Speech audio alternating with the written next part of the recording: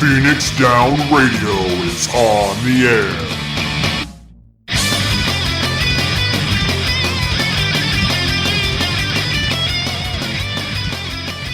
Welcome everybody to Phoenix Down Radio, episode number 144. This would be a gross episode. Is it a gross episode?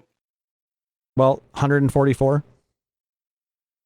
Come on, Sarah would get it. Well, I'm not Sarah. It's a math joke. Come on. Anyway. Oh, okay. Well, it's 12 dozen is a gross. 144. Oh, okay. Unfortunately, your math joke didn't add up. Well, I'm out. Nowhere to go but down from here. Sorry, y'all. And on that terrible disappointment. Also, sorry that we are stupid late. It turns out when your Mac is like, hey, we need to update this, and you ignore it for like a month and a half, it tells you that it doesn't care what you think, and it just does it anyway at the least opportune time. So yes, we had to wait for Talaz's MacBook to finish updating, and you'll notice that we do not have a Sarah, but joining us instead is the one and only Chili Scorpion. Hello, it's me. Snip. I mean, he didn't want to be on cam, so well, he gets the Chili Scorpion picture instead. Yeah. I don't go on cam, so not for many people, rarely ever. We didn't offer to pay him enough, and I didn't want to subscribe to his OnlyFans, so. Stop promoting my OnlyFans. But is it Someone has to. So, Chili, it's been a while since you've been on the show. How have you been, my friend? Not bad, thank you. Like everyone, I've gone kind of crazy, being stuck indoors. But I mean, I'm normally always indoors, but I always had the option to go outside. Now, without the option to go outside, it's more like I'm forced to be indoors. Be on lockdown, aren't you? Yeah, we're only finally coming out. Well, yeah, you guys have outdoor restaurants. Go ahead. What? Sorry, Kev.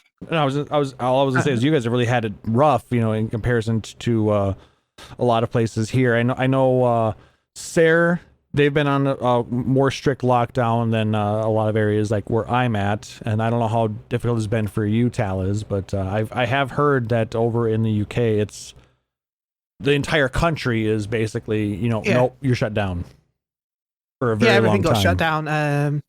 Since January the 1st, everywhere's been shut down except for takeaways. And then about 2 weeks ago, about a month ago, schools opened up. 2 weeks ago, outdoor dining has opened up, and like not essential shopping, but entertainment shopping, such as like game stores and electronic stores, anything that's not considered dire needing. And then in 2 weeks from now, indoor dining and stuff like that opens back up. And then in June 20th, I think it is when everything completely opens up. So, well, hopefully everything is ready at that point, because right? Yeah, I know. March of last year. Hey, pack up your stuff. You'll be back in 2 or 3 weeks. Right? Like, no, like that's not how that went. Not at all. But it is what it is. Some people are trying to do the right thing, and well, Chili, we're glad that you have been staying safe and mostly sane. Mostly sane. We know you are, Chili. It's a slippery slope.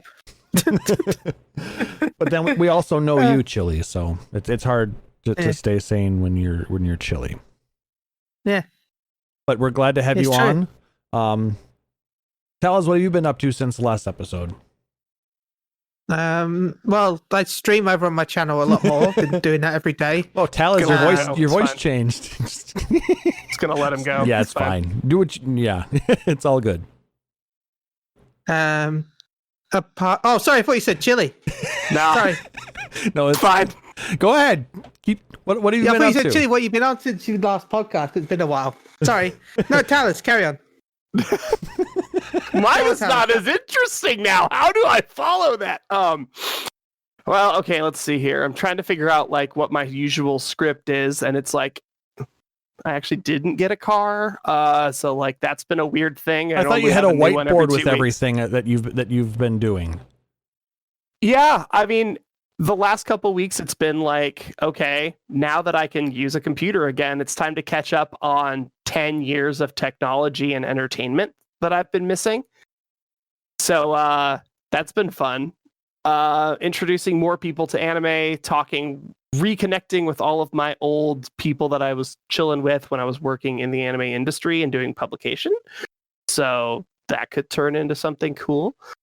Played 14 a bunch, played Destiny 2 a bunch. Horizon Zero Dawn is free on PlayStation Store. I'm unhealthy far in it. And yeah, don't do things out of order in open world games. It definitely ruins the experience, but it's fun nonetheless. You are the kind of player who tries to break things, though. I definitely clipped myself into a mountain and killed stuff I wasn't supposed to, got drops I wasn't supposed to, and now have weapons I'm not supposed to. Pyrocats reminded us that we went and saw the Demon Slayer movie, Mugen Train, this week, which was phenomenal. Cool. So if you are a Demon Slayer did you fan, see that Sony screwed that up recently? Oh yeah, that it's already like out and you could just buy it. Well, they removed and refunded everyone, but yeah, they released it on the PlayStation Store like overnight. Yeah, oops. No, I wanted to support it in a theater because, the same thing I was saying when we went and saw the Death Note live action movie, when we saw the Escaflowne movie back in the early 2000s. Like, I want to go to a theater to support this kind of release so that we can always have this kind of release. Yeah. I remember when Spirited Away was in 4 theaters in the entire state. And it was a pain in the ass to go. And it was still totally worth it. And now here we are 20 years on. Oh, okay. Now we can just go to your local AMC and just go watch Demon Slayer. I remember when I went to go see Boruto, the movie, I actually had to book a hotel because I had to travel like 3 hours on a train and watch it at night because I only had one showing for the whole day. Yep. And the next day was like then, the dubbed version or something like that, and yeah, and even then we were being too polite because they screwed up the screening because half the subtitles were off the screen. So it wasn't until someone came in and realized, why are you? Can you guys even see the subtitles? We're like, no, but we just didn't want to complain. Oh no, I full Karen on shit like that, but Lancetti and Bannon and I, with one of our other friends, Bannon and I traveled about an hour and a half, and Lancetti and one other friend traveled about 4 hours to go see Yu-Gi-Oh! The Dark Side of Dimensions. I wanted to see that movie so badly. It's very good if you read the manga, if you know the characters. If you are the person that played the card game and found out there was a cartoon that went with it, it was not that good of a movie. Let's see. I knew about the cartoon more than I did the actual card game. Let's see. I think I had to drive a couple hours to go see the Full Metal Alchemist movie because it was like only showing for one day at a theater. Conqueror, yeah. I mean, it was worth it, but it's just like we still here in Minnesota, we actually still have that a lot where these movies are only going to be available for 2 showings on this day and then 2 showings on the other day. What day is subbed, one day is dubbed. I love and hate Fathom events, but this is how we have to start is stuff like this. And being anime fans for as long as we remember sitting in queue on IRC to download one Real Media file to get an episode that we then had to fucking delete to have enough space to download the next episode a week later or 2 weeks later or a year later. Like, that's what we did, and that's how we started. Now I'm like, hang on, let me go ahead and add that to my queue on my phone during our podcast. Oh, yeah. Exactly. And I'll watch it on a screen in the other room later. As someone who lived in the UK, I still can't believe how hyped I was in, I think it was 2010, when Dragon Ball got its first official, video release. Because we never got VHS. Sorry. Yeah. No, that's perfect timing, but wow. Yeah. Our first release was 2009, 2010 for purchasable. We could watch it, but we couldn't actually purchase any DVDs. And now I sit just staring at my little shelf. It's just like Crest of the Stars, little tiny niche anime that didn't exist anywhere. An original DVD of Nazca of the Valley of the Wind, not the Warriors of the Wind version, the actual one. 5 centimeters per second, published by Crunchyroll. Well, damn. We are blessed and lucky, and now we start with our weird technology that lets us share things, including our thoughts and feelings about this video game that we play entirely too much of. How's that for a segue? Well, kind of a decent segue, but I still hadn't talked about what I did this last couple weeks. Because you guys were too busy talking about anime. Bunch of weebs.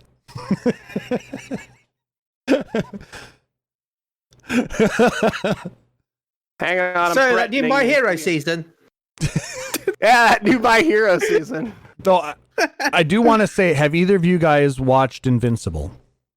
No. Do you have Amazon Prime? Nope. No. Just cancelled it 2 days ago. But that is such an amazing show. It's it starts off very, seems like it's just a regular decent cartoon superhero show, and then it gets right at the end of the first episode, it takes a really dark turn, and it just sets the stage for the rest of the season. It just finished season 1. They've announced that they're going to be doing seasons 2 and 3 now, so lots of cool stuff to look forward to. But no, it was so good. I guess the comic that it's based off of is even better. So, but yeah, I've been watching that. That's been pretty good. I gave blood yesterday. That was fun. How's your arm? My blue mage is level 67 now. That's so much. You guys don't like blue mage? No, I was laughing about the fact you went from blood to blue mage. If I'm honest. Well, I'm just trying to think of. I love my blue mage. I donated blood. How's your arm feel? My blue mage is 67. But no, I didn't hear about the arm. Off we go. I guess I didn't hear that. Sorry. Why? I must be half deaf or something, I guess. But no, my arm's fine. Well, we know how well the blood draw went. It stole your hearing. Yep, a little bruised, I guess, but it feels better than blood from one of his ears. My arm feels better than it did after having the COVID shot. Yeah, that was a pain, and it's better than when I would normally do a power double, where they'll take 2 pints of pints worth of red blood cells and give me back the platelets and plasma. Mm-hmm. So that's a process, but it took me a whole 4.5 minutes to donate a pint of blood. They were impressed. They're like, you must want to get out of here, huh? I'm just imagining you squeezing a tennis ball really hard. I have places to be. No, that's the thing. I wasn't squeezing all that hard. You just they have the thing that you have to hold and roll it around in your hand just to keep blood flow moving. All I was doing was basically this. It's not like I was going. But no, it just, I've always had. I have blood pressure for the win. Pyro cats. Yes, all that hypertension finally serves a purpose. We learned from this episode that Klaus is a squirter. That's not what I wanted. But it's still funny. Jesus. I need to put a label on these goddamn things. Chili, why? Chili is a terrible I got influence. no love for it. Okay, so on that freaking awesome ass bombshell. All right, I think at that point it's time to jump into some gaming community news. Christ, all right. So let's start. There's a little bit of Final Fantasy VII news. Apparently, there's going to be a live stream for Final Fantasy VII: The First Soldier on May 7th. I found this base article from Silicon Era. Let's copy and paste that into the notes or into the chat. So apparently Square Enix will be hosting a Final Fantasy VII The First Soldier stream on Nico Nico, YouTube, and Twitter of all places. They're not going to be doing it on Twitch, it looks like. They're going to feature some gameplay from the upcoming mobile game. And while the stream will reveal more about the game, it's not been specified what else is actually going to be covered. And there has been no announcement of any type of English simulcast or anything like that. So we'll have to wait until somebody translates it so we can get more news out of it. But is that something you guys are interested in playing? This is the it's the mobile game, right? It's the Battle Royale mobile game. Yeah. So it's gonna be two mobile games. Haven't you? Got the one that's the recap of the compilation, and then you got the BR. Yep, Ever Crisis, I believe, is the other one. Yeah. And then this one is going to be based off of the beginning of Shinra and the Soldier program.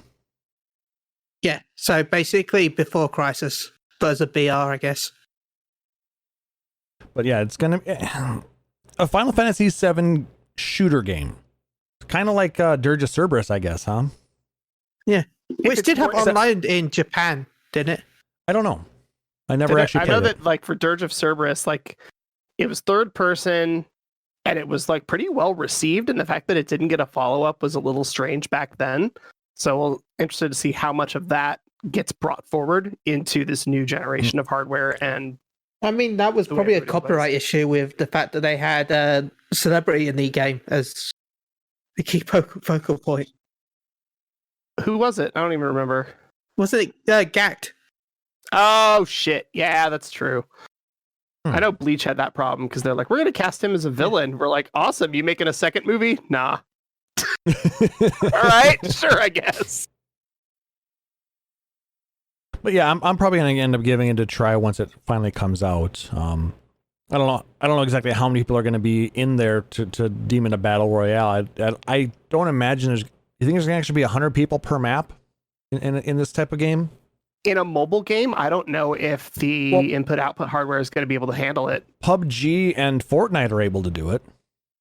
On what? On PS4? Mobile. On mobile. On mobile? Really? Mm-hmm.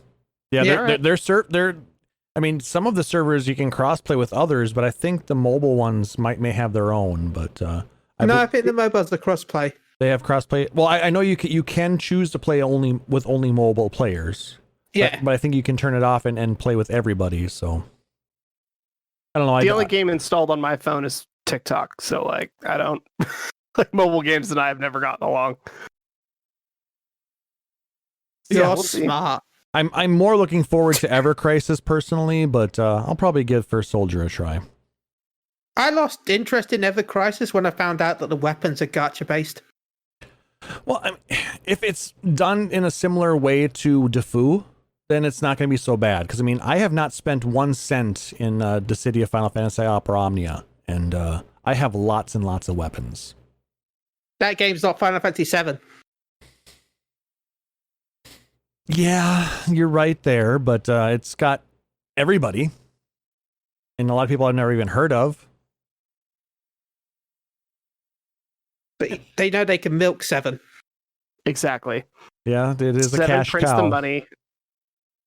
Yeah. We'll see. I mean, here's the deal. We're all going to install it. We're going to play it. Some of us will play it for like 3 minutes. Like and you some on of us will Genshin play Impact? it for longer. I played Genshin Impact for 6 hours, 4 of which I was trapped in my house by police, but I played it for 6 hours. And then you uninstalled it. Yes.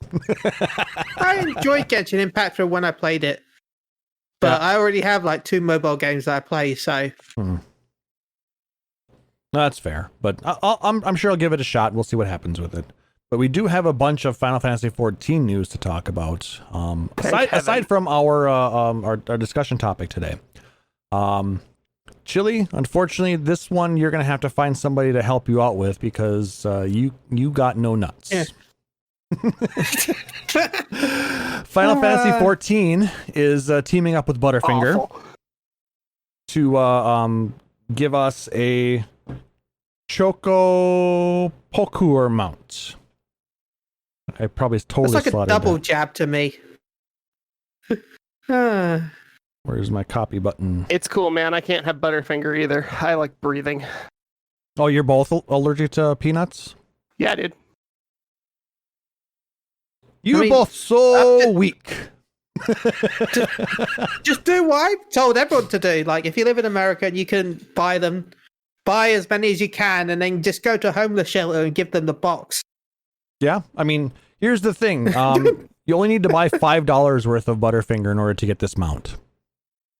Starting on Monday, May 3rd, and running through June 30th, U.S. residents will be able to purchase $5 worth of Butterfinger products, and they will get a code for the Choco Pokur mount. So, yeah, it's just basically a chocolate-covered version of the big green Peapod mount. Except with love hearts. Oh, it does have love hearts on it? Yeah, when it flies, it has love hearts around it. Okay. Yeah, this is the same thing that they did with Lawson in Japan, right? Yeah. Which was region 3 codes, so I'm hoping they're using the same codes for this. So you're going to have a friend buy these so they can send you the code and you can use a VPN in order to register it? Well, no, I'll just have them registered and I'll use the code, probably. Okay. If somebody who doesn't play, probably. Yeah. I'm not gonna condone any sort of sketchy or weird behavior from anyone for any reason. Oh, but thank you, Pyron. in the event that somebody that you know has a business license and access to a place where they can buy, I don't know, products for any kind of business per se, like a cash and carry or whatever the hell they're called this week, and they just buy those, and then it says $5 on Butterfinger products. It doesn't say that you have to buy 5 bars or 3 for $5. No. So if anybody is interested, I might be starting an online shop that will be selling one Butterfinger for $5.01. I don't know if that would count. No, because I'm pretty sure it has to be specific stores or something like that. Because you have to collect the code, you have to take a picture of the receipt and submit the receipt. I have a receipt software, bro. I mean, yeah, dude. I have a Square store like on my phone. I can just add Butterfingers to it. I have some evil plotting that must be done. Hang on, let me grab the whiteboard now and just let's see here. Add this to the whiteboard. It's got to be. Let's see. Participating products to score exclusive in-game content. Purchase $5 worth of the following participating Butterfinger products and upload a clear picture of your receipt showing purchase of participating products in a single transaction. The purchase date, time, and store where purchased. So you can buy like the Butterfinger bar. You can buy the big bar, bag of fun size, minis, bites. Thank you for supporting Marvelous Motors with your sketchy Butterfinger nonsense. Phoenix Down Radio does not condone sketchy Butterfinger shenanigans. I'm going to find a way to make this work. You know I am. I'm going to buy one bar and everybody's going to rebuy it from me. With all proceeds going to... I've heard of like GPU scalping. I've heard of console scalping.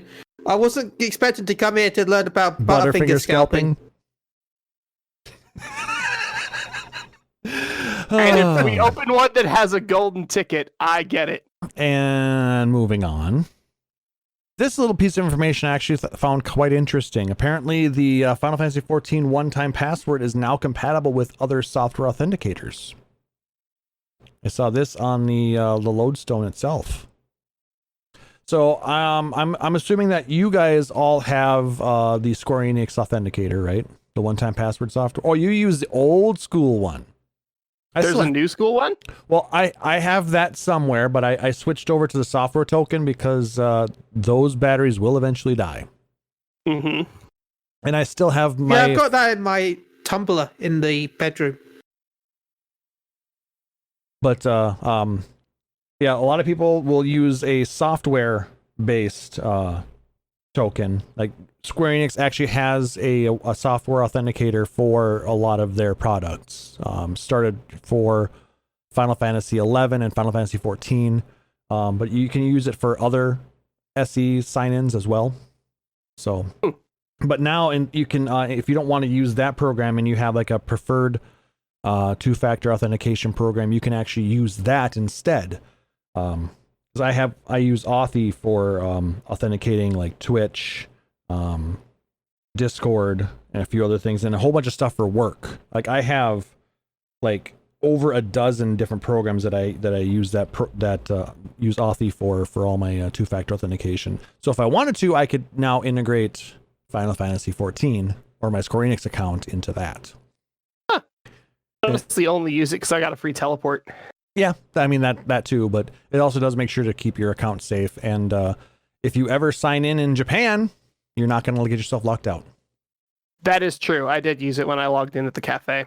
Yep, it's very nice, because it basically says, oh, this guy has two-factor authentication, then it's got to be him.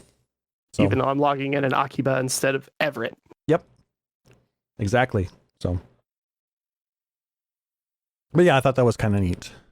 And then the instructions are, if you want to actually switch over to that from the SE program, you can use those instructions. It'll tell you exactly how to do it. And then in 2 weeks, we have Final Fantasy 14 Fan Festival around the world. It's going to be starting at night on Friday, May 14th. I believe it starts at about 6 p.m. Eastern time, which would be about 2 a.m. Chile time. Yes, on Saturday. Yeah. And then basically it's going to be running on Saturday while we would normally have the podcast. So we will not have our regularly scheduled episode on Saturday the 15th. We are probably going to try and shoot for Sunday the 16th. We don't know what time yet. Talas needs to find out if he can make it work with his D&D group. Which is fair. Only because there's other people's schedules involved. Otherwise, I'd make the call myself. Yep. And I totally understand, but I really don't want to have a podcast at 4 a.m. after the Primals concert's done. Nope. Because that's when the Primals concert's going to be done. That's insane. But I suppose they're doing it all in Japanese time, so I think it makes sense. Yeah, that was one of the really hard things. Like, I would call Pyrocats. I'd be like, hey, how's it going? I bought you merch. And she's like, dude, it's 1 a.m. I'm like, oh, shit, sorry. It's like the middle of the afternoon. But yeah, we'll figure it out. I really, really, really want to have an episode, though, because there's going to be a lot of stuff to discuss from it. Agreed. So we're going to try and have an episode as soon as possible after, so we can... I mean... You got a long time until the next expansion and the big patch, so you could leave it a little bit. I still want to talk about it. I mean, yeah. I mean, unfortunately, it won't have the same hype level as 2016 FanFest when we did the podcast after that. But oh yeah, that was great. There's still going to be. I got the Brofist Yoshi P. There's still going to be a good amount of hype to talk about. So. We'll look forward to that. So just keep that on your calendars. No podcast episode on the 15th. It will be sometime on the 16th instead. So what part of the FanFest are you guys looking forward to the most? About whatever new job we're getting. Just because I really enjoyed Gunbreaker. I really enjoyed Samurai. So I want to see what that new job looks like. And you mean the one that's not Sage? Yeah, the one that's not Sage. Yeah. Because we're probably getting 2. I'd be okay with that if we only got the one. Well, they've told us we're getting 2 already. It's going to be there's a new melee. And they said it's going to be a melee DPS. Which is weird, but all right. I mean, we need a melee DPS. Do we? Yeah. Do we? I wonder if it's going to be something that's going to share stuff with Dragoon. Yeah. Because that's how they're looking at it right now. Because they're looking at we've got 2 shield healers with now with Scholar and Sage. You have the 2 main healers with White Mage and Astrologian. So healers. that's all done now. For tanks, you've got 2 sub tanks and 2 main tanks. I think that I can't remember which one's which nowadays because I don't really tank that much. But you've got 2 main tanks and 2 sub tanks in their mines. For ranged, you've got 3 different ranged. So we do need another ranged one day, but we just got Dancer, so it'd be a bit weird to have another one. And then with melee, you've got 2 with striking gear, 1 with scouting gear, which kind of shares with, ranged. And then Dragoon is the only one that doesn't share with anyone in any kind of way. So just from, just from an item perspective, yeah, that does make sense. Yeah. So, I'm personally expecting, as we've all guessed, Reaper, but I don't think it's going to be called Reaper. I think it's going to be called something else. And I'm personally hoping, because that kind of job, especially Scythe, there's always like magic involved, like in a lot of jobs that do that. And it being a melee class, of course, it's not going to be magic. So I'm kind of hoping it to work like an opposite of a red mage, where instead of the red mage does, the spell combo and then ends with the melee combo finisher, have the Reaper mostly do melee combos and then end with a magical ending. Burst kind of thing. Yeah. Almost like a rune fencer? Yeah. I mean, that could be a possibility if you were to have like a more melee based red mage style that wore that way plate armor. Slightly different than. Yeah, that'd be a possibility. Though it would be cool if they would call it Shinigami. Yeah, you're talking Reaper. If you were to call it a Shinigami instead. I don't know. Bleach might have an issue with that, but we'll see. Shinigami has been around for way longer than I know. More likely to have Death Note as an issue than. But no, that and what was it? I feel like Xenos is going to be it. To be like the opposite clash of because the Warrior of Light is a paladin, so that would be like stark contrast with the holy light of paladin and the dark magic of Xenos. Yeah, but what would they call it? That'd be the biggest question. So, the chili job. I don't know. Still remembering in, I think it was like patch 2.2 or 2.3, they changed one of the flags in Limsa in the Marauders Guild because downstairs there's a whole pile of people using handguns.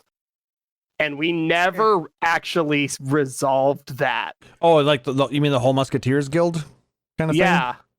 We never resolved that. It's like, I would like to see that turn into something. Yeah, but we do have the machinist with their guns. We do have machinists, but they came from Ishgard, not from Limsa. True. But I don't see them bringing in another handgun job. Not yet. It would be something weird and different. It's like the difference between... Well, okay. Back in the days when tactics was relevant, like Flintlock was a job that came and went because it just didn't really do anything interesting that an archer couldn't already do. So they were like, well, this doesn't really work. Guns just very rarely click in Final Fantasy. When we do add them, it's like Barrett has an arm. Laguna has a machine gun. There's a pistol on Squall's gunblade. And then like we keep going. We're like, the enemy soldiers that don't have names, I guess. Like guns just never stick around in main party. FF8 had a lot of jobs that or a lot of characters that utilized guns. I mean, Irvine was a sniper. Like I say, when it came to school, though, the gun blade, although it was a gun, didn't shoot bullets, did it? Just shot air. Yeah, it would basically, like we talk about it, it kind of vibrated when it hit and did extra damage that way. You do see the explosion effect when you are able to actually do the motion, when you time it right, but it's not actually tap R2. It's not like the gun blades in 14 where they actually do, like from the Garleans, they actually do shoot things. Yeah. So I don't know. I would like to see. I hate having little pieces of unresolved crap, but I also have to recognize that that's from Realm Reborn. When they grabbed everything that they still had, threw it at the wall, and whatever stuck is what we got. Well, I mean, it was actually pre Realm Reborn. This was 1.0 stuff still. Exactly. Yeah. But like, remember when we had elements? Remember when we had to put stats into things? Like, that was a long time ago. That's all from that same era. Yep. Because the original game had it, they kept a lot of that stuff within Realm Reborn, and then they just started to realize that, hey, some of this is just kludgy and broken and doesn't really fit the aesthetic of what we're trying to accomplish here. So let's figure out a way to write it out so we can make sure to streamline the game. They always wanted it out, but it was just a time thing that they didn't have enough time to remove stuff like that. Yeah. It's like they still don't like classes. They want to get rid of classes if they can. Yeah, I don't think that they're going to be able to at this point because of how ingrained they are within the base game. Granted, all new jobs that come out are classless. And they also start at 30 or 50 or 70. Exactly. They start at the point where you would get the job itself, not have to run a class and upgrade it. And they also did get rid of the prerequisites of having to have like your conjurer at 30 with paladin at 15 in order to get white mage. That was nice because I was definitely frustrated. Like as a monk, monk was like do this other stuff. Oh, this was Thaumaturge, wasn't it? It's like Thaumaturge, Thaumaturge 15. It's like why do I need a black mage to punch things? Yeah, that's a holdover Magic kind of fists? from 11 with the sub-jobs class and all that stuff. And like I remember playing Ghetto Paladins in 11 where you would just run a knight or a warrior that ran a sword and shield and you would sub-job a white mage so you could cast protect on yourself. And like that was fine until you got party members, until you actually started playing the game. Then you were like, hey, this is a stupid build that doesn't work. It's like, no, but for soloing back in 2005, it was fine. So like now we don't really need sub-jobs. And as we've all discussed, like some people like Klaus and Sayre have everything at 80 at this point. And then there's other people like Bannon and I that are like, oh yeah, I should get that out of the 60s at some point. Like we haven't bothered to level everything because it's just not interesting. So getting rid of the sub-job requirement was nice. And I was kind of on that page for a very long time as well with, and I don't know what, got me to actually level up all of my classes and jobs to 80. But for a long time, I would only get certain jobs up, like Thaumaturge / Black Mage. I did not touch that, like, hardly at all. It took me buying a jump potion for it, in order, to get it to 70 before I was able to actually get it leveled up. Because it was just... ugh. Yeah. I don't like that job. I do not like it. Even as Black Mage, I tried it, and it's not my playstyle. I got Summoner the hard way, all the way up to 80.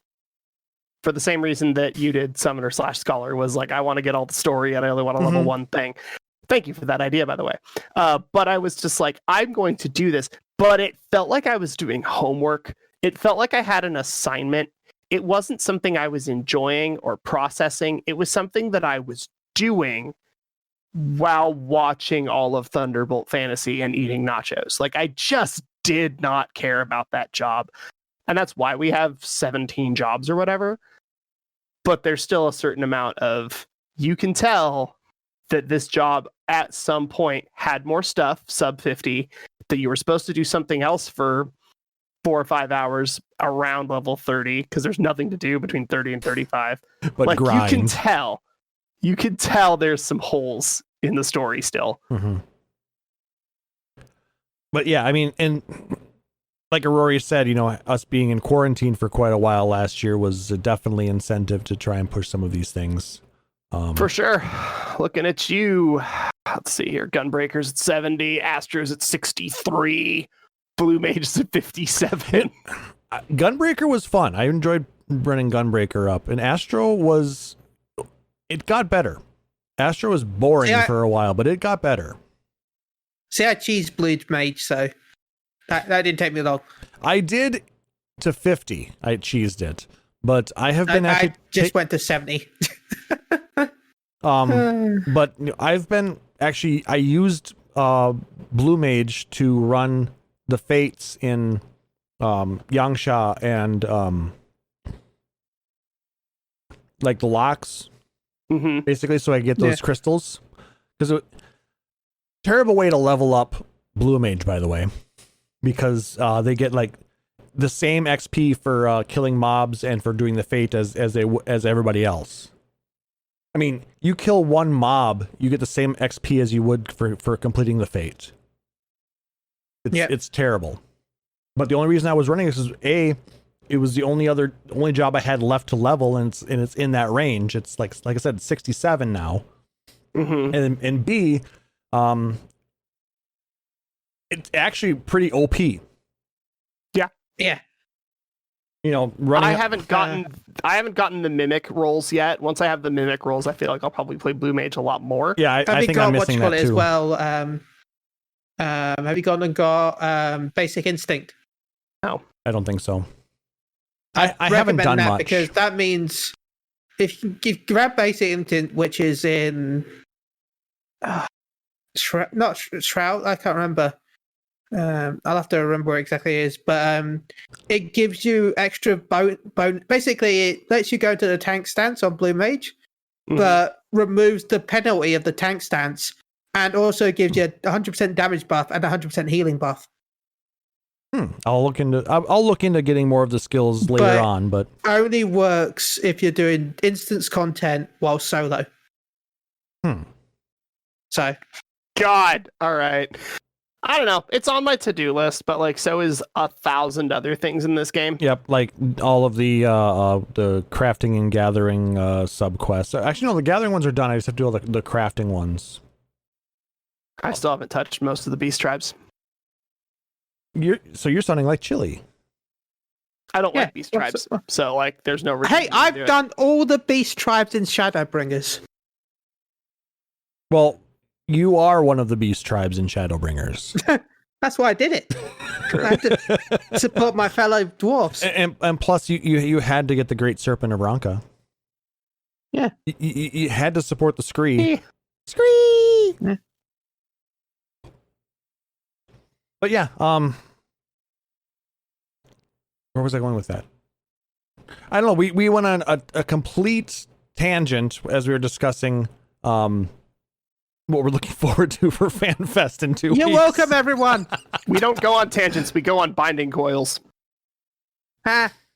You're not wrong. Unending. All right.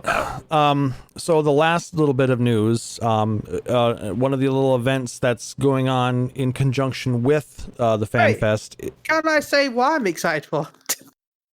No, because you had your chance. You had your chance.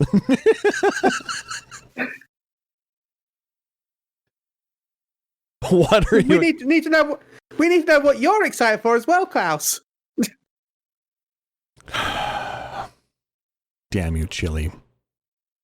That's what I'm excited for. Damn you, Chili.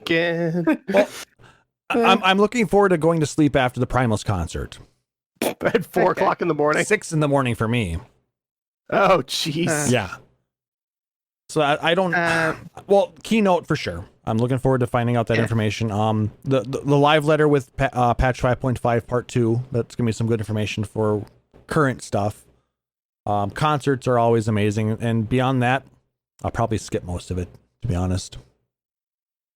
I am looking forward to the Lunar Whale. Yeah.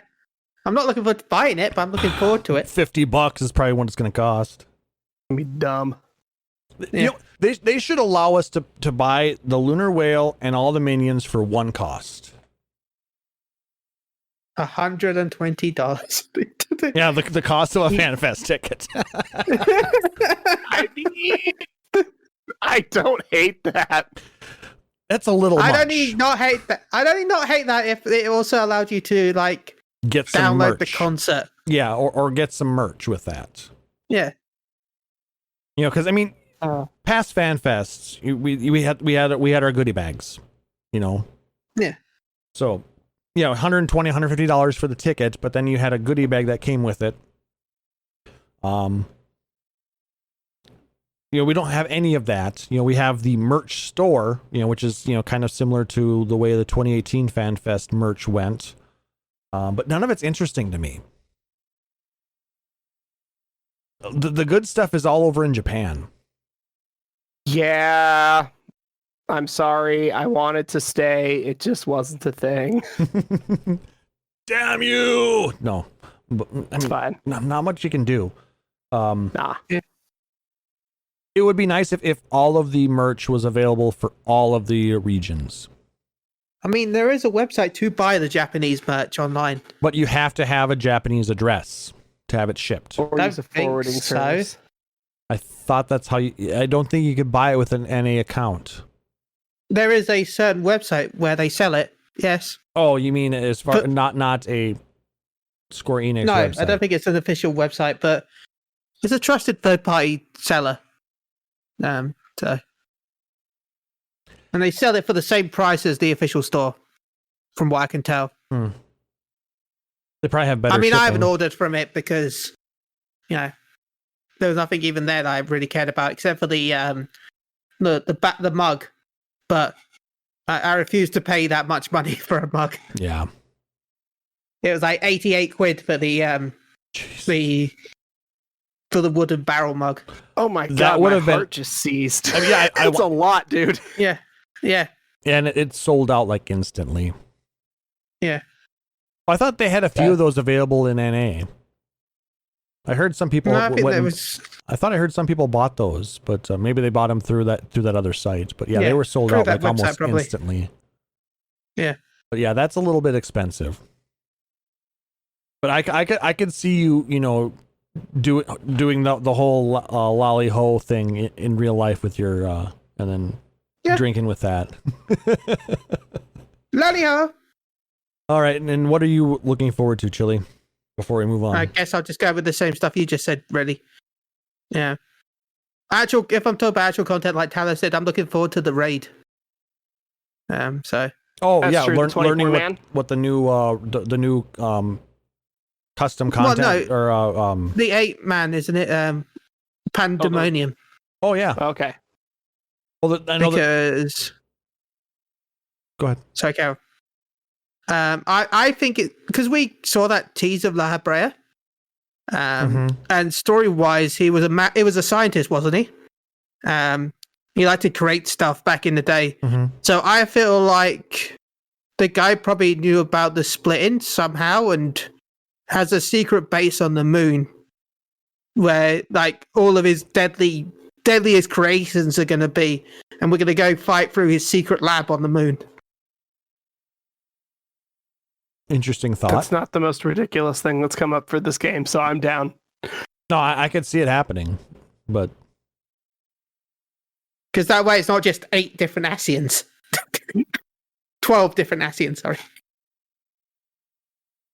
but they all combine into Asian Prime. I mean, 12 Asians will be like Ultra Asian Prime.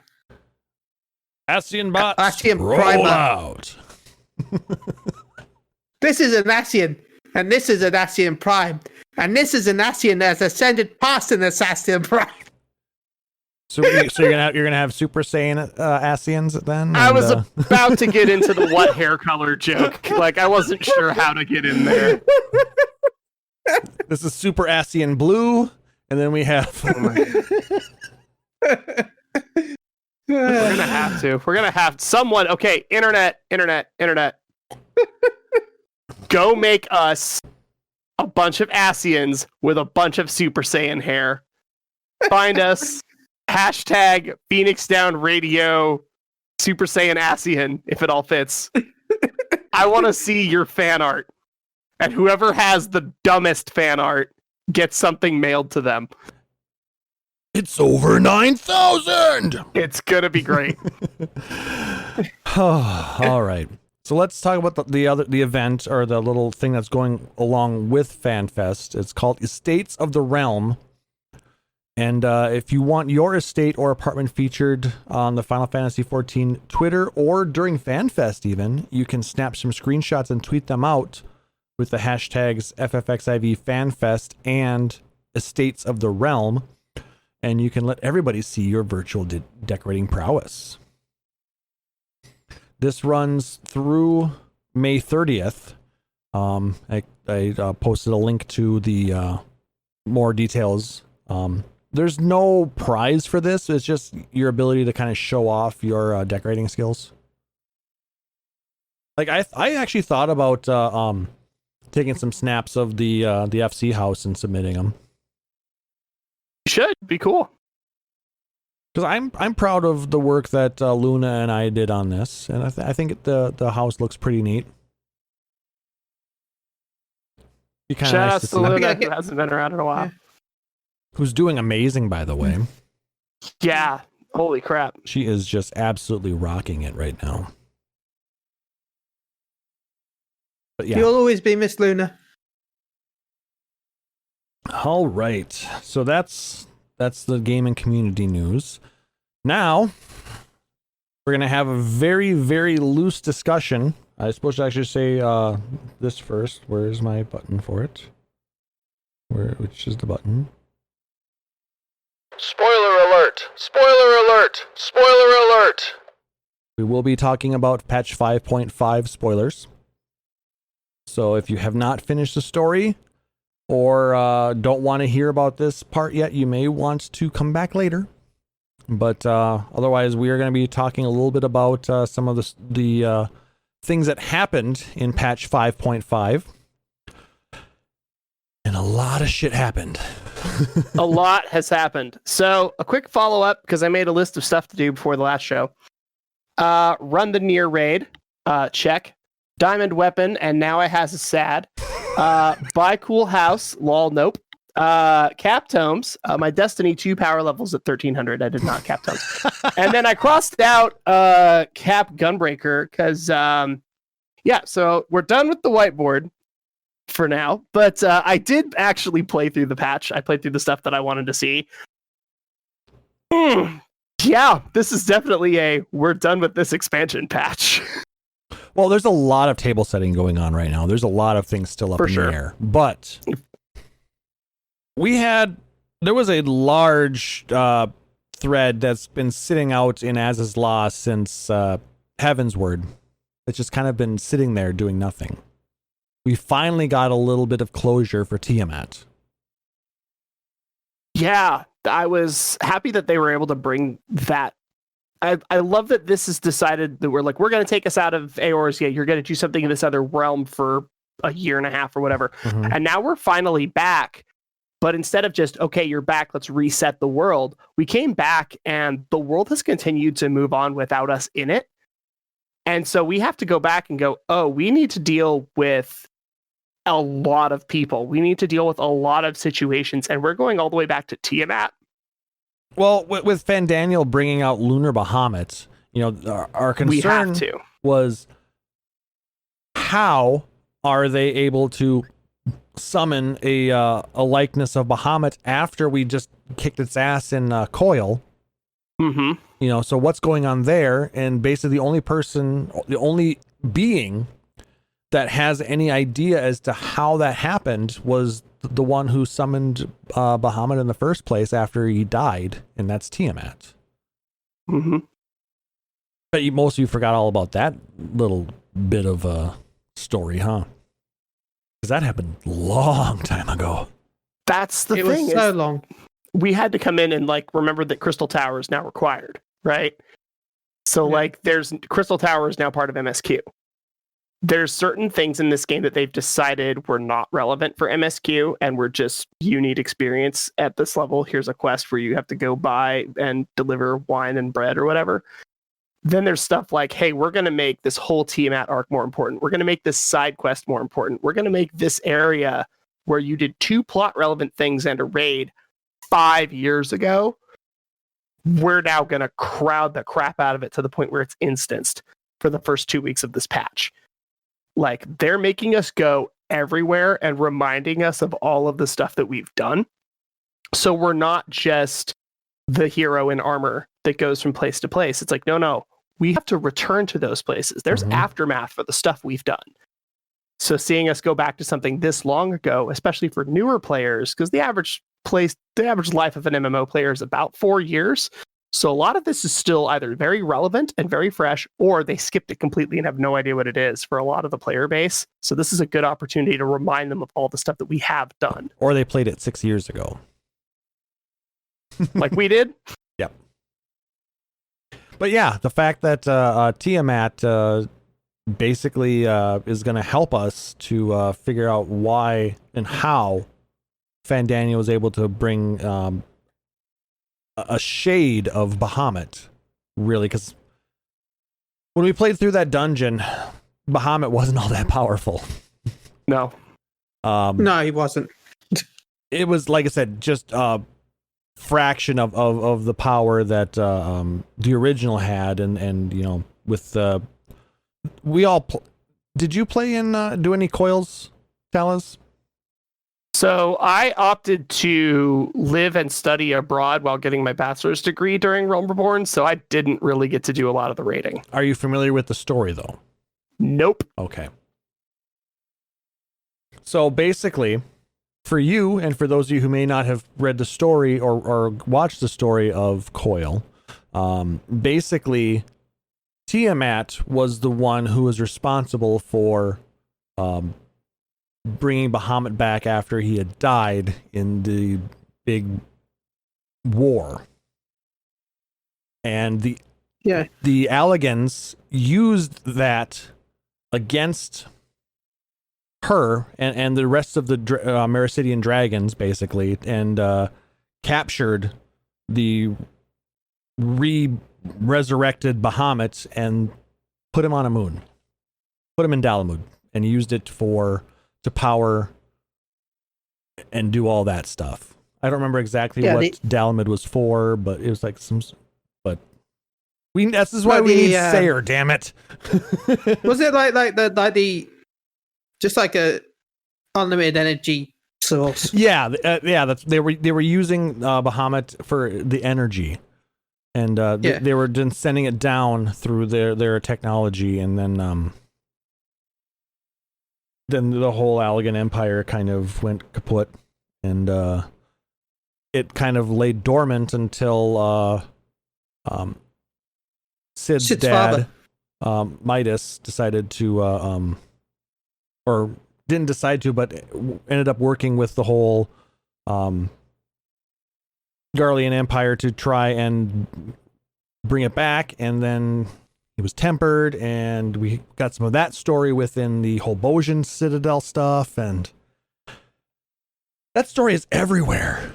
It's in every little piece of this game, it seems like.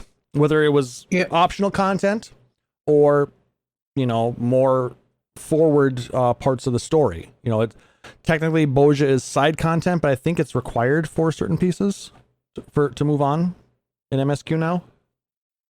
I don't think so. I thought I don't think so. I thought there were some bits that you had to do in order to move forward on certain pieces, but I think you have to unlock it. I think it's like, this is a thing that exists that is relevant to the whatever. I don't think you actually have to do it though.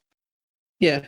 Like we had to do the quest where we learned all this, but we don't have to actually go into Bosia if you don't want to. Exactly. You have to learn about it. You don't have to do it. Yeah, I thought that some of it was part of MSQ, but then it split off, and then it did the whole Bosian Cellar Front is its own little thing, kind of like Eureka now. Yeah. But just learning about all of that and how interconnected it all is, I mean, it's some pretty damn good story writing. But now that Tiamat, we tell Tiamat about what's going on, and Estinian, Chili's favorite person in the world,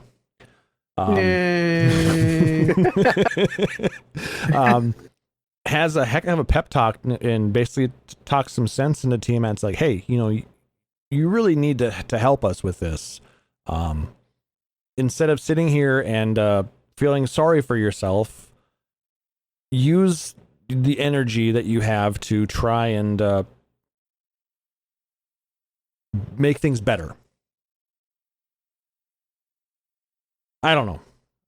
Terrible wording of it, but basically, Get good? Shit or get off the pot at this point. I don't know. A little bit. I mean, he's not wrong. No. She realizes that her self-imposed sulking, so to speak, she let herself get into the position where she's at right now, and has been sitting there since Allegan times, I think, hasn't she? Yeah. Think so. Yeah, it's been a long time. Thousands of years. But yeah, with Grahatia's help and some really snarky Allegan technology, we're able to free her. Some very, very snarky technology. Oh my god. It was some cute quests. Downloading. It was funny. I mean, I thought it was pretty well done. It was fun, but it's all seemed so simple because we just we'll just find the right technology and we'll hit some buttons and we'll smash things and then it'll do its thing, and then she'll be free. That's what would happen if you had Sid there. But we actually had Allegan royal blood.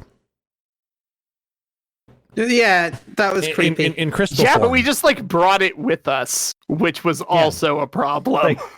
Look, this is my my pass. It's got Allegan blood in it. Thanks to Grahatia. It's like, you said that you had to have blood. You didn't say it had to be mine. It's fine. Let it go. It's like, dude, no, that's not okay. Please state your name. What did you guys say for your name, by the way? My name. I don't remember which one I chose. I think I put Estidian. Oh, the illusion of choice, where the dialogue option doesn't actually change anything. Right. We have so much fun with that in this game. Yeah, seeing some of the answers that come up is kind of funny. I mean, sometimes if you choose a certain answer, you might get a really snarky one-liner, and then it'll go into the regular dialogue. But right, the only thing that those multi-options change, spoiler alert, by the way, for anybody that doesn't play 14, they give you dialogue choices. It doesn't change the game. All it changes is the next text box that you get in response, and then it proceeds. I think the only one that had something that was actually changed, kind of, was the Ronka Beast Tribe. Oh yeah. Yeah. Okay, that is true. There is that.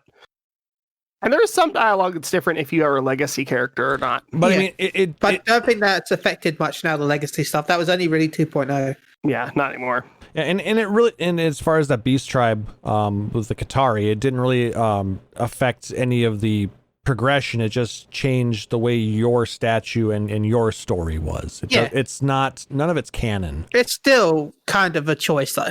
Yeah. Yeah. But it is what it is. But yeah, so we get Tiamat, and Estidian's like, we'll see you plebes later, and he jumps up and rides off on Tiamat. That was pretty awesome. I was like, okay, bye. No, I guess. Thanks for coming. Oh no, that's fair. I was gonna say, are we skipping the best part? But I think that's a bit later, actually. No, it could be best part of Shadowbringers. Are you talking about the way he talks about that Baldessian woman? No. Which I'm part are you talking about his confusion with the twins. Oh my god, yeah. Well, actually, no, we had already we'd skip past that, unfortunately. We can go back and talk about it. We should, because it actually was probably the best part of all of Shadowbringers. Yeah, because we're trying to find, before we get to that point, we have to try and find Estinian, because he decides he's gonna join us, or we want to see if we can get him to join us, full time. Yeah. because he's been avoiding the hell out of Kryl and Tadaru. Well, who can blame him? Yeah. But yeah, we find them in the in Ishgard, and it's us and Grahatia and Alice, and he confuses Alice for Alphino, and she's not having it. Holy shit! She's so done. It's not even just the fact he confused her with him. I don't think that would have been too bad. I mean, she'd still get annoyed, but this fact he went, Alphino, you've sure got more tall and rugged since our last meeting. Oh, and you're now very silent. I guess you learned that from the Warrior of Light. Good job. And then that's when you just back up and watch. You'd be like, "No, this isn't going to go good for you," but it's just not. That was too good. Playing FFTCG with Magic players that don't actually play Final Fantasy, they try to pronounce names and they get them horrendously wrong to hilarious results. Alice, Alphino, and Louisoix have been a fucking party since the cards came out. Who's an Alpha Nod? And you're just like, Jesus, you fucking Philistine, learn to read. It's so bad. It's like, he's a dumb girl. I'm like, yeah, he is a dumb girl. Good luck with that. And he's just like, and they have no idea. Why do they look the same? Why the hell do you think they look the same? Put some pieces together. Grab your two brain cells, slam them together, and create a rational thought. Jesus Christ. And then in walks Estinian, and Estinian is every single dipshit that I have ever played the TCG with in Shades. Well, the thing is, though, I don't feel bad. I don't think I mean, they're identical twins. He's never seen Alice before. True. That is true. That was a weird moment of, oh, right, we know, but the character in the story doesn't know. Yeah. So it's funny to us, and probably our Warrior Light is probably snickering, like, in his head. I would be. But story-wise, they've never met before, so... It was so much fun to watch an actual legit character within this narrative act exactly the same that, like, Jake did. Like, it was super funny to just go, oh, yeah, you can't tell anybody apart, can you? No, he can't. He's that simple. That was good. It was funny as hell. I don't like the Justinian, but I like that. That was good because stuff. Justinian became the butt of the joke, and I'm like, all right, that's fair. You're not going to do anything else useful, so sure, why not? This seems fine. Though he did a bit in the dungeon, so let's talk about. He's actually done. I'm saying in jest, like, he's done a lot of shit. He's done some cool stuff lately, but it's like he's still Estinian, and he's still a problem because of his past. Chili, did you have to have somebody else play that section where we played as Estinian for you? I can't even remember that part. It was towards the end of one of the patches. I think I blocked it out of my memory. Stormblood, wasn't it? Yeah, Stormblood? Yeah, that was a while ago. We had to fight a proto Ultima. I may have killed myself in the game just because a couple of times. Watching you die failed the mission. And then you went on easy mode and just face rolled it, right? I know. But anyway, let's go ahead and move on. So yeah, please, we're gonna laugh at Estinian all night if you don't. So we get into the dungeon. Yes. I still can't pronounce that damn dungeon's name, but I liked it. It was a nice mix between you had the Amalja theme and we had the Imperial theme. It all mixed up pretty well. The music was good. It wasn't quite as narrative driven as, say, Gimlet Dark. No. But I think overall it was a better dungeon. Gimlet Dark is a straight line that you get to smash things in. Like, no one's pretending. Heroes Gauntlet is basically the same. Like, it's not, we all know that. This required me to think. This required me to utilize mechanics. This required me to watch the entire board the whole time. Like, when you have to use your camera as part of combat, you know that the combat's good. And I decided that I was going to be a smartass and tank it blind. And I get in there and I'm like, hey, everybody, first time I'm going to do small polls. Is that cool with everyone? And the healer's like, yes, for the love of God, it is also my first time. And then the 2 DPS go, guess what? And we're like, oh, for God's sake. So we're all like standing at the start inspecting each other's gear for a second to like make sure that we don't die. So DPS go brrrr. Yeah, DPS went brrrr. We wiped like half a dozen times. The healer was like, man, you can totally pull bigger. We've got a black mage and a samurai. We're doing okay. And I said, all right, sure, whatever. You guys cool with this? Sure. And I decided to pull until a wall, because that's what you do. Wall to wall or not at all.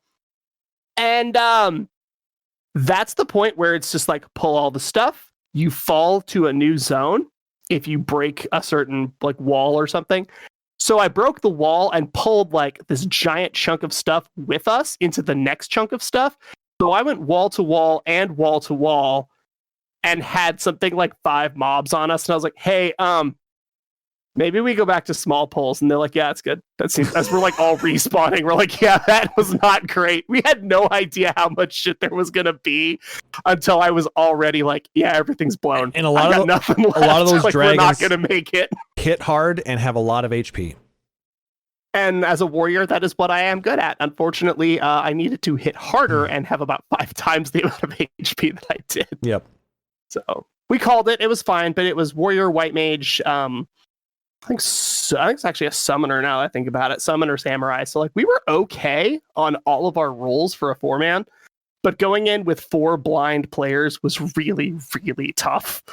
But it was a good experience to do a dungeon like that again, because most of the time, even on day 1, by the time you get to it late afternoon after work, you're the last one in, and everybody's like, oh yeah, just follow us. And you're like, I don't want to get carried. I'm the healer. Like, come on, let's do this. Yep. This was a really cool opportunity to see. These are the mechanics that I feel like everybody's been wanting to put into a dungeon for the last year, but they've been working from home and putting stuff off and doing 1 dungeon per patch. And so we just haven't had a good spot for them. So everything that's been on the maybe pile got stacked into this dungeon into one shot. Yeah, all the mini bosses felt like real bosses. Yeah. All the trash mobs felt like mobs that were a problem. Mechanics everywhere. Stuff to do outside of combat to make the dungeon flow. It was a very, very good level design. Oh, yeah. Let's talk about that first boss, the coral boss. Having all of the different... yeah. I actually wiped 3 times on that boss the first time I went in. Yeah, I think we wiped twice. Yeah, it was rough. First time, I didn't realize that the towers on the outside were there to take away your lightning buff or debuff. Oops. Yep. I got electrified, I think twice or 2 or 3 times before I went, oh, that's what's making it go away. Yep. So that was a nice little learning curve. The second boss is my favorite, though. You fight the trash at the bottom until and avoid the giant laser beams, and then you basically it reminds me a lot of Turn 2. Yeah, a little bit, where you just had a lot of stuff to do, and it was all one fight, as opposed to it being hallway, big room, hallway, big room, hallway, bigger room. And treasure chest, because you've got the defensive node up at the top there. You know, you have to fight all the enemies at the bottom to basically allow the Amalja to break the defenses so you can get up there and take it out, you know, turret style, and it's going off like ADS, you know, with the disco ball. I just thought that was a fun mechanic, you know, having to learn, you know, to avoid all the different AoEs that are going on down at the bottom as well, because as you're avoiding the giant cannon lasers, they're throwing more AoEs in at you depending on how they're spread out, because it's either going to be A and B, B and C, or A and C, and you have to watch for all of it. Yep. Yeah, and then you got Guardian missiles. The slowest missiles in the world. Yeah. And yet somehow someone will get hit with one, and then you're trying to make sure, hey, can we heal them, or do we drop them and quick raise them to keep going? I was listening to Aetherite Radio talking about this particular bit, and they were saying that, you know, if the Garleans had you know, actually invested more into their rocket technology, they could have actually won the war. Because those missiles will kill you. They'll one-shot you. Oh yeah. like even as a tank, I'm sitting there going, why do I only have 4 numbers? Like, it's not a good time when you go from 6 numbers to 4. But the fact that their missiles go low. And Sir, the Elegans have launched their missile strike. We've got 2 days until it arrives. Yeah, it reminds me of that scene in Austin Powers with the steamroller. Yeah. Get out of the way!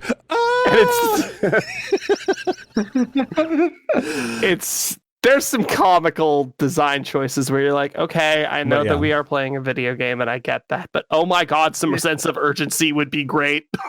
Yeah, just a little bit. But yeah, and then that bit where we get to fly across the landscape on the dragons. Ah, so cool. That was awesome. So it honestly, to me, felt like what would have happened if they made the burn better. Yeah, I've heard that's what the level felt like for me. I've heard people compare this to the burn a little bit. Yeah. It feels like if the burn had more mechanics, if it had more stuff to do, if we didn't gimp the final boss in the burn, which I'm still mad about. Like, I get that the burn was great, but there was still room for improvement. This dungeon, also room for improvement, but it still felt like we were going through a similar, from by the numbers, on the storyboard design standpoint, it felt like the burn upgraded. I still think that Mist Dragon was actually a better designed fight than Lunar Bahamut. Yes. Yeah. I mean, don't get me wrong. I mean, the mechanics on Lunar Bahamut are great when you've got those little twisted screams, and that you get the little AoEs that pop up every so often, and then a tower comes up, and you got the large AoE that pops off of that, and you have to watch how they all pop up, so you find the safe spot. That part was cool. You're having to do the whole happy birthday thing every a couple of times is getting kind of old. But granted, yeah, Akmorn is a whole thing that comes with the dragons. But I guess it didn't take all that long to realize the patterns that are going down there. And like I said, I remember wiping on Mist Dragon, 4 weeks into the patch. Yep. It was hard. Mm-hmm. If you had somebody who was slightly undergeared, and especially if they were your healer and they didn't quite understand the mechanics, you would still wipe.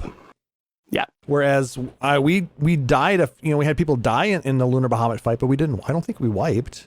Or maybe we wiped once. No. Lunar Bahamut felt like it was designed by going, oh, right, it is a Bahamut fight. Please grab the Book of Bahamut. And you'd be like, here are all the attacks he does. Here's his HP. And here's what the mechanics are. And they just shoved it in. And it's like, but we've done this.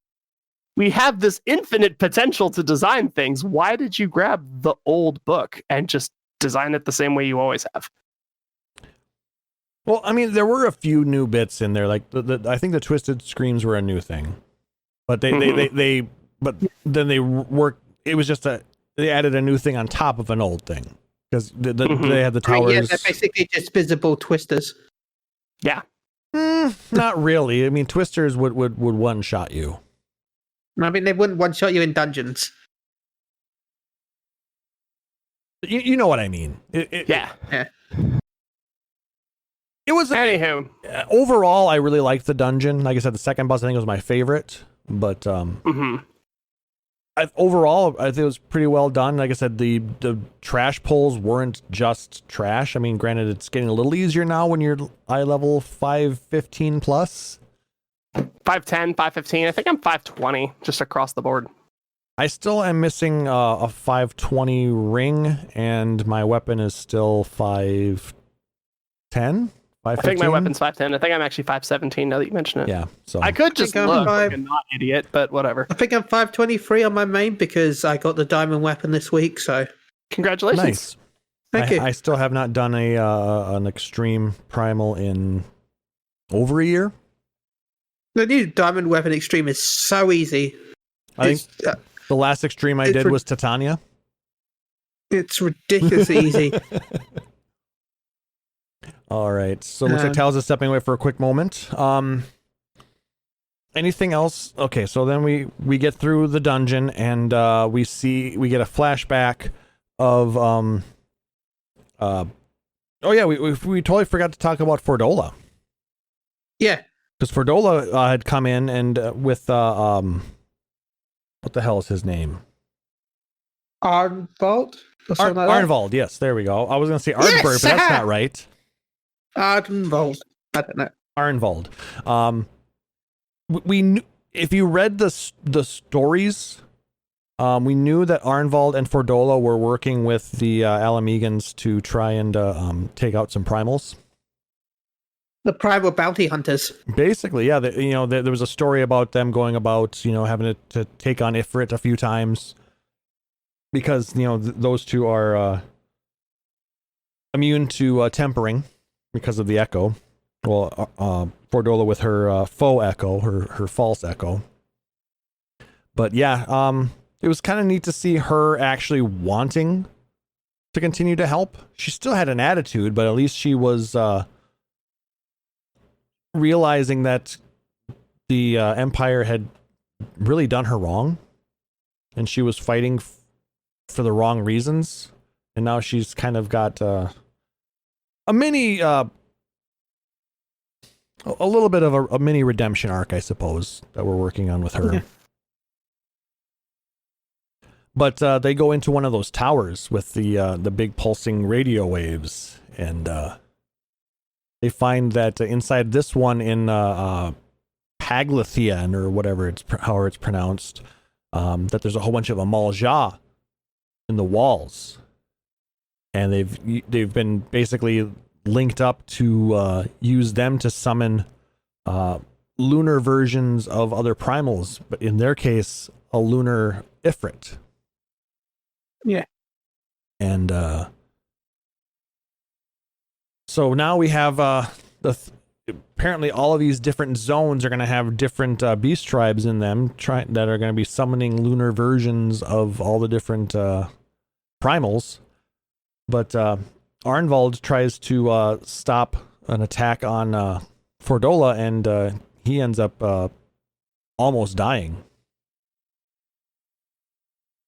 So then we get that whole scene in Ul'dah at the frontistry where they are. I'm calling it now. Calling it now. This is the reason why Alphonode becomes a sage. Possibly. Or at least an inspiration, because he wants to help him, but he can't because he's not a healer. Yeah, because at this point he is still just an Arcanist. Yeah, really. And as we know from the from the expansion trailer, that he's going to be a sage. So this could be the inspiration to become a sage. Actually, is he a DPS or a healer type when used in Trust? I never used Trusts enough. Healer. Okay, so he's a healer. So he is he's almost a scholar. Yeah.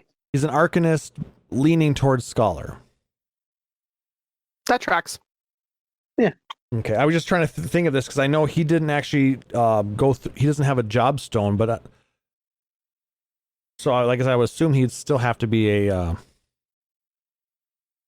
And he doesn't have a fairy either, does he? He still uses carbuncles.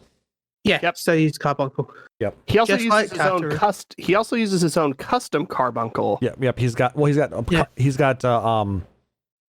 diamond and obsidian. Yeah.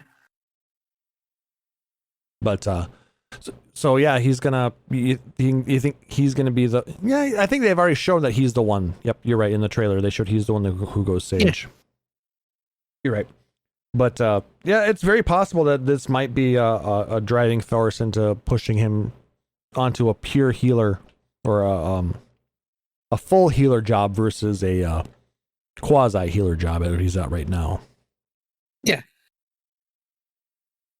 But that scene with at the frontistry, it was. I don't remember all of it, to be honest with you. But I do remember that Alphino really was extremely hurt when Arnvald was brought in, and he's really worried about what's going on. They must have been really good friends. Yeah, they're wanting to really explore Alphino's relationships with other people. A lot of that still, I believe, honestly still stems from that Crystal Braves arc, where he was doing his best and it got really ripped away from him because of his inexperience. He's been spending every instance that he can growing in experience so that that doesn't happen. And in doing that, you've networked with a lot of people that are better than you at a lot of stuff. Mhm. And those people kind of take him under their wing, and he looks up to those people, and that creates that bond. And he has enough of those worldwide. But yeah, having that relationship brought back into the spotlight, that we have to be like, okay, Arnvald is in, and we're having to deal with bigger situations than we've dealt with recently. And also, let's remember, he was not here for the last couple of, well, I guess a year-ish. Well, he was gone for like 3 years, I think. Well, He was gone for a while. his time, he was there for 3 years of Alphino time, which was only like a few months on the source. Yeah, it's true. Because time moved a lot differently. Because Thancred was the first to go, Yeah. and or one of the first to go, and he didn't fall all that long before the next one did. But the difference in time between them was a couple of years. On the That first. is true. So when we see him as a gunbreaker, we're like, hi, how long have you been here? You're way too adept at yeah, that. I want to say he was there for 7 years. Or something like that. Yeah. It was a long time. Anyway, but yeah, the fact that, Alphino was over there for a couple of years, and it was, he was building up his, resources and working with the Scions, and they were developing their thing, and then the whole with Grahatia and all that. Yeah, I'm sure he started to kind of miss a lot of the things that were happening over on the source, and the people he knew, Estinian and Arnvald. But do you guys feel that Arnvald is a little bit of a forced character right now? Yes. Kind of along the lines of Moonbrita? No, I don't think he's being forced. I don't. The first If half, yes. The anyone- second half, no. Yeah.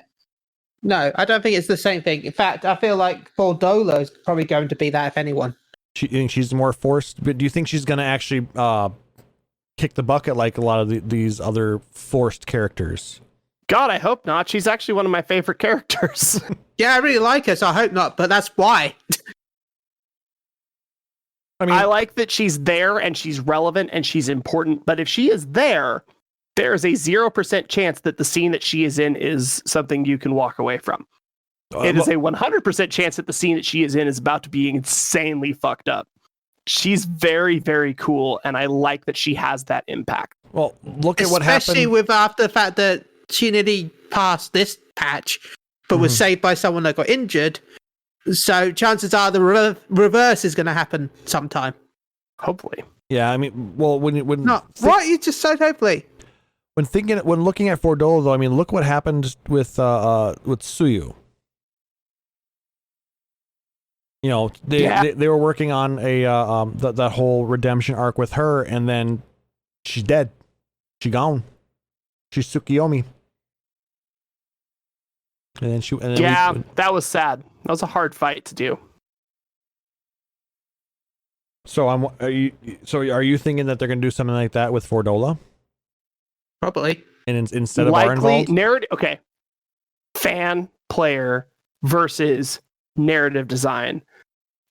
They'll probably do something like that with her. They'll probably remove her or send her back to the form that she used to be in that we didn't know about, or that we do know about in this case. But as a player, I would rather her be kind of like a lot of our relationships with people in like Idleshire, be with our relationships with people in Foundation, where they're important and they're relevant and we can talk to them and they do stuff. And if we have a quest that sends us there, it's not weird, but they're also not so potent to the story that if they were removed, the story stops. Mm-hmm. I want her to continue to be in the story because she has cool character design, she has a cool backstory, she has a cool history, she does interesting things, and stuff she's in is important. But I also could fully foresee her just being like, I finally have the confidence to be the person I want to be, and then just dead ass stab somebody and peace out. Like, I could definitely see her doing that too. I'm seeing it more along the lines that she's going to end up using the tools that she was given by the Garleans, and she's going to use them against Fandaniel in a way to try and completely stop and break these towers, or this like whatever it is controlling the towers. She's going to end up having to use that, and it's going to end up killing her. That's my guess as to where the story is going to take her. I still feel like we're going to somehow... Because we learn how to untemper people, right? Mm-hmm. I still feel like the end game of the towers for us will be somehow to learn how to... Because they're tempering people, aren't they? Yeah. I feel like somehow we're going to find a way to reverse the tempering effect of the towers to then untemper everyone at once. That's a possibility as well. I would like that. And my inner Digimon fan loves that. It's 100% the season 2 storyline. But like, are we really going to get out that easily? I want it to be more. This is the last expansion with this storyline. Well, last complete expansion, yes. And then it ends in 6.0. Yeah, that's what I mean. 6.0 is the finale of this storyline. Mm-hmm. They're going to have to solve tempering somehow, like around the world really fast. And they can't do it with the Porksies because they take forever. So these towers would be a great way to like wipe the slate clean. I also feel like we're landing a little bit too hard on the nose right now about trying to fix a worldwide problem with one giant bomb because 1 by 1 isn't fast enough. I feel like that's a little bit on the nose. So I'm a little concerned with how they're going to write that without it being weird. That's fair. But I think that they set the table for part 2 very well. And I'm really looking forward to what patch 5.55 brings as far as story. So we can move into Endwalkers. But I think they did a great job there. Moving on, this one's going to take a lot of talking as well. Let's talk about Sora of Wurlit. And I know Sayre really wishes he could probably be talking about this because I know he really enjoyed this. Can we possibly table Sora of Wurlit till he's back? Yeah, it's been a big episode already, so you could delay it till next episode. That's true. Because honestly, my feelings are it made me sad, and I was sad that there wasn't more Gundam references, and that's literally all I have to say about it. So unless you really want to go hard on it, we're not going to give it a whole lot of weight. I think we can table that, because we spent a good amount of time talking about MSQ. For me, the Scarlet was big robots go explodey. Well, that part of it was okay. It was everything else that really got me. Which you find out next week. 2 weeks, sorry. Well, it's on Phoenix Down Radio. We might have to table it for a month because we're gonna have way too much to talk about FanFest on the next episode. Fine, then you can find it in 4 weeks on Phoenix Down Radio. Tune in next time. It's like 2 weeks, but plus 2. It's a high quality version. So yeah, we'll table Sora of Wurlit. Thoughts on Yorha, Dark Apocalypse? I played it. It exists. Heck the Gibson! I don't know. I think I had the same problem that a lot of people did, where I was so excited for the first raid, and the music was incredible, and the fights were incredible, and it was such a cool experience. And the second one was just, And then this third one, I'm gonna be real. I kind of thought I should play it again this afternoon before the show to remember it, because I honestly played through it and can't even tell you what the hell happened. I mean, you fight the monster from Kingdom Hearts. There's robots, I guess. The story then there's Hansel and Gretel. Yeah. The story doesn't make a lot of sense. No. Unless you've played Nier, I guess. It makes more sense to... we love you. Thank you for your contributions to Final Fantasy XIV. You're done now, and you can go play your own game, because not a lot of us played it. Okay, I like the fights and the mechanics. They were great. I'm still learning some of the mechanics in the third raid. There are still some things that get me. When you're fighting the red girl, and you have to go in and do the whole little shooty ship thing, that's awesome. Yeah, that part is amazing. Where you just have to hit two buttons, you change your color, and you fire things so you can damage things and then not take damage from other things. That was genius. I loved it. I like that they gave us a mini game inside of the game. That was fun. Yeah, and like I said, but story wise, yeah, over my head. I'm sorry. I'm just like, it's a robot girl. It's a different robot girl because she has a different letter and a different number and a different color dress, even though she looks and acts basically exactly the same. And I'm just like, I don't care. And here's my question: was Anog actually a dwarf, or was she a robot the whole time? I think she was a dwarf, and then she died, and now then she got replaced by a robot replica. Mm-hmm. See, and I it's what I initially had thought, but it's like it had me thinking: was she ever really a real dwarf? Yeah. You know what I mean, though?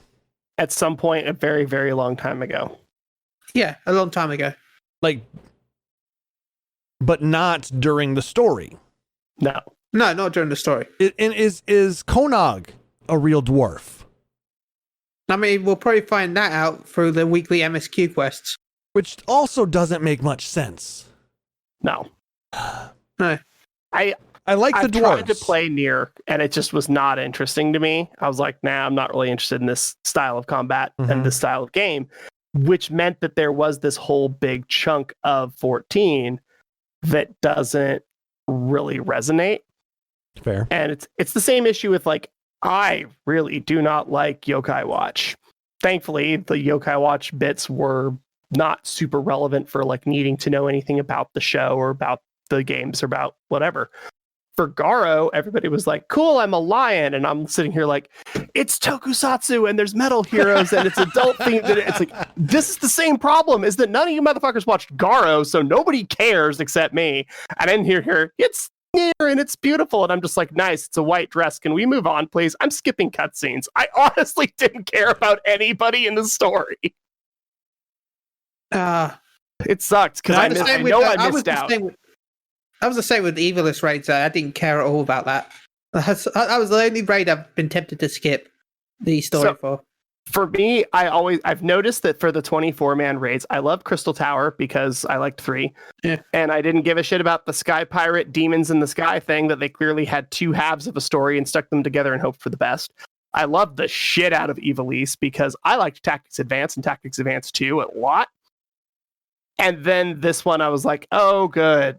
So historically, I wasn't going to care about this one, but also historically, Endwalker 24-man is supposed to be really good in theory. If it's we also follow supposed the to trend. be original to 14. I am expecting Void Dark to be MSQ mandatory though with 6.0. More than likely. Probably. Yeah. I think that's what they're going to start, because let's be real, who's going to run Void Arc at this point? I try to avoid Void Arc as much as possible. The gear isn't that interesting. The story isn't that interesting. The characters are cool. If you didn't have to do the raid and you just got the Sky Pirate half of the story, it'd be great. Yeah, that part of the story was cool, but everything else is kind of meh. We're Sky Pirates. There's this awesome, cool stuff that we're doing. Let's go to hell. What? We're going to Event Horizon the ship, and you're going to get leather gear inside Event Horizon the ship and look like a pirate when you leave, and you're going to fight Satan. And you're like, at least you got to do a Kamehameha battle with Diablos.